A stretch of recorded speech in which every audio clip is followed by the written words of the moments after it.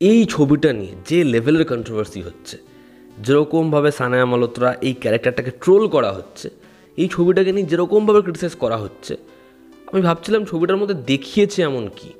কারণ এই ছবিটা তো একটা রিমেক সিনেমা। আমরা গতকাল যখন তিনিয়ারি কথায় আলোচনা করি, আমি সেখানে বলি ছবিটা আমার পুরো দেখা না, ওই 40-45 মিনিট অবধি দেখা। আমি সেই ভিত্তিতেই সেখানে কথা বলি। আমাকে সাগর নীল ছবিটা দেখতে বলেছিল, এবং এই ছবিটা যেই ছবিটার রিমেক সেটাকে আমি বহু আগে প্রেস করেছি, সে বছর টপ 10-এও রেখেছিলাম। খুব খুব ভালো ছবি সেটা। এবার এই ছবিটাকে এরকমভাবে টার্গেট করা কেন, এবং যে কথাগুলো উঠে আসছে যে এরকম ধরনের সিনেমা সংসার ভাঙতে সাহায্য করছে, এরকম ধরনের ছবির জন্য সংসার ভাঙছে। এখানে মেয়েটা একটা সংসারও করতে পারলো না, নিজের হাজব্যান্ডের জন্য, শ্বশুরের জন্য সে কাজও করতে পারলো না।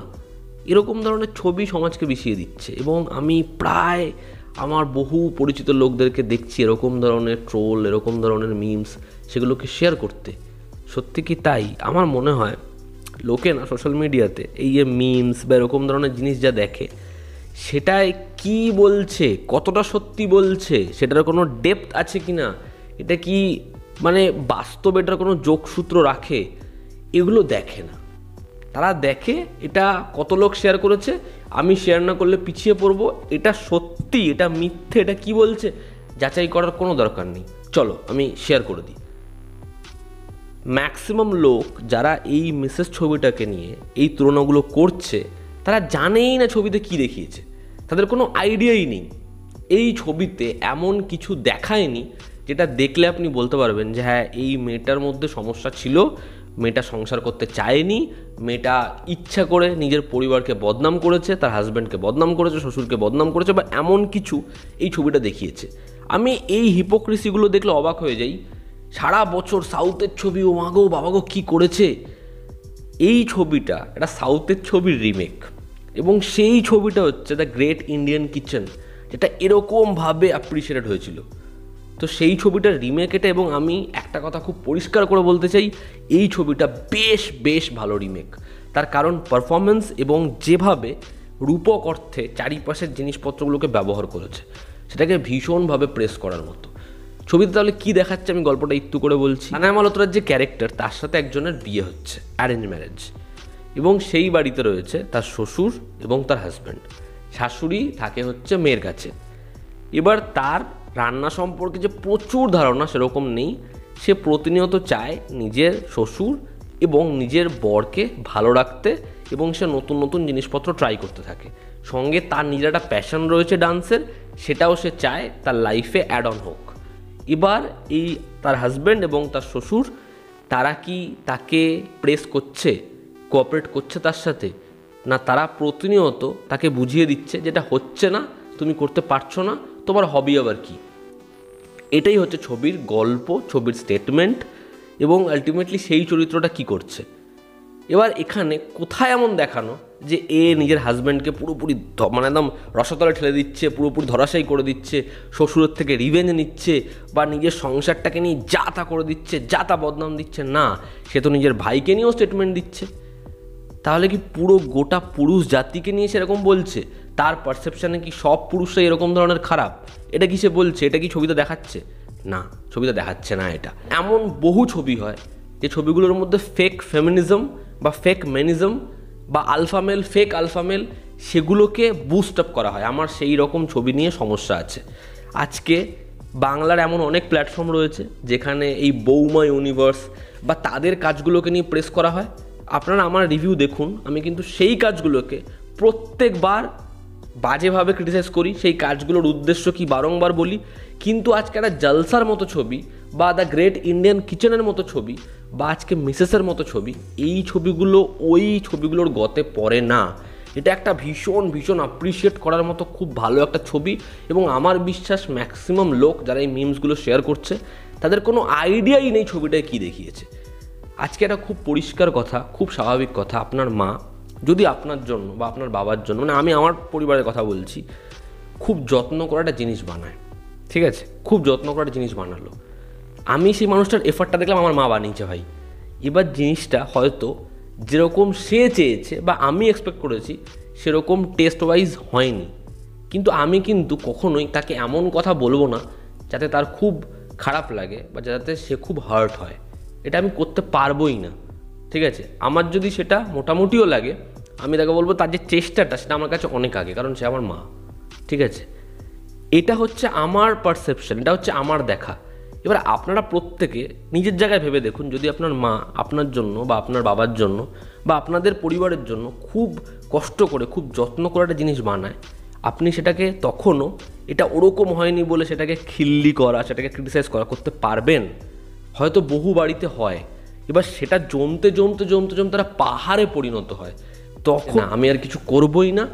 আমার কাজ যখন সেটা অ্যাপ্রিসিয়েট হবে না, যখন সেটাকে কাজ বলে গণ্য করা হয় না, সেই কাজটাকে যখন রেসপেক্ট দেওয়া হয় না, আমার দরকারই নেই, আমার থাকার প্রয়োজনীয়তা নেই। তো এটাই ছবিতে দেখানো হচ্ছে এবং এটা আমার মনে হয় বুঝতে কারো কোনো অসুবিধা হবে না। কারণ আপনি যখন একটা মহিলা মহিলা মহিলা মহিলা করছেন, সেই মহিলার জায়গায় নিজের মা বলুন, দেখুন এবার বিষয়টা আপনি রিলেট করতে পারবেন। কারণ আমরা সবসময় এই ভার্সেসে এত পরিমাণে চলে যাই যে পুরুষ মহিলা সবসময় এটা দরকারই নেই।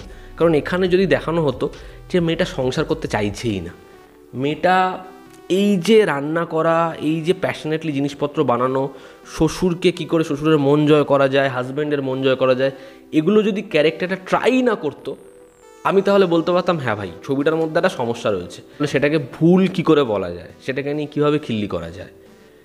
ছবির প্রথম যেটা পজিটিভ দিক সেটা হচ্ছে সানায়া মালহোত্রার পারফরমেন্স, যেটা ভীষণ সাটল, ব্যাপক জায়গা, একটা জায়গা রয়েছে যেখানে সে ফোর প্লে নিয়ে তার হাজব্যান্ডকে বলবে, সেই পোর্শনটায় তার পারফরমেন্স দারুণ দারুণ।